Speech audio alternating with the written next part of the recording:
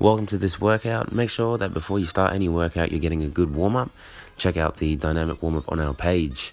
In this workout, there's a bunch of combination exercises, which just means 2 exercises or 2 variations of the same exercise within the same set. The first one we've got is a superset, alternating reverse lunge and jump lunges, controlled chin-ups, and explosive chin-ups. Alternating reverse lunges, pick a weight and hold it up by your chest.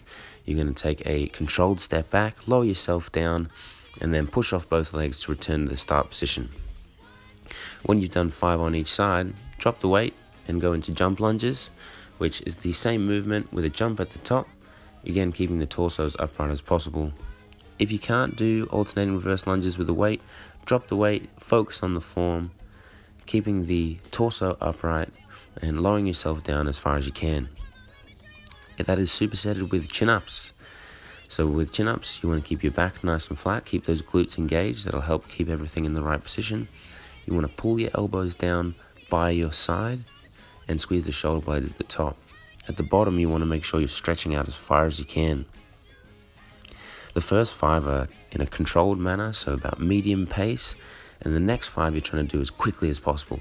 Really trying to pull those elbows down as quick as you can, squeeze the shoulder blades at the top. So you can see 1 and 2 are controlled, and you'll see these next 2 are a little bit faster. Not that fast, but as fast as I can go.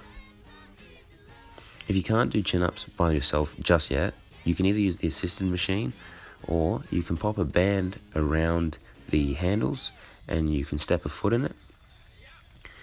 And then all the same things about posture that I just mentioned. Your back's nice and flat, you're stretching at the bottom, but the band will help bring you up.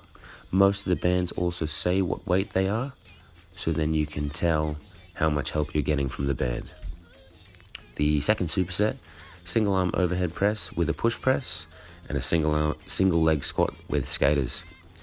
The difference between the overhead press and the push press is the overhead press is just using the shoulder. There's no legs involved, so you can do 5 of the overhead press. Again, form things you can see here, keeping the back nice and flat. So squeezing the core, squeezing the glutes will help with that. You do 5 single arm overhead press, and then you use the power in those legs to help push that weight up. Superset that with single leg squats. This is a very challenging exercise, but you want to make sure that you're squeezing that core, again keeping that back as flat as you can, and when you lower yourself down, doing it in a nice controlled way and using as little momentum as possible to get you back up to the standing position. If it's too hard from that position, raise the step up and then pop your non-squatting leg out straight with your heel on the floor, and then you can use that heel as a support or a self-spotter to help you get up. This is supersetted with skaters, where you're going to be leaping from one side to the other or bounding, using the back leg to control you as you come down. Superset 3 is a plank with a hip slap and a side plank, so working on our core. Most important thing about a plank is to keep that back flat. That's the main goal. You don't want to start to see it dip at the lower back. How do you do that? Squeeze your glutes, squeeze your core, lift your hips up if you need to. You're going to do 10 hip slaps on each side. Then with the plank, from ankle to shoulder, we want to aim to get that in a straight line. And how do we do that? We push our hips up. If you can't do it from your feet, do it from the knees. So from knees to shoulder, a straight line, pushing the hips up. The last one is a finisher superset, working on the arms, kettlebell curls, and medicine ball push-ups. The kettlebell curl, the most important thing here is that the only joint we're trying to move is the elbow joint.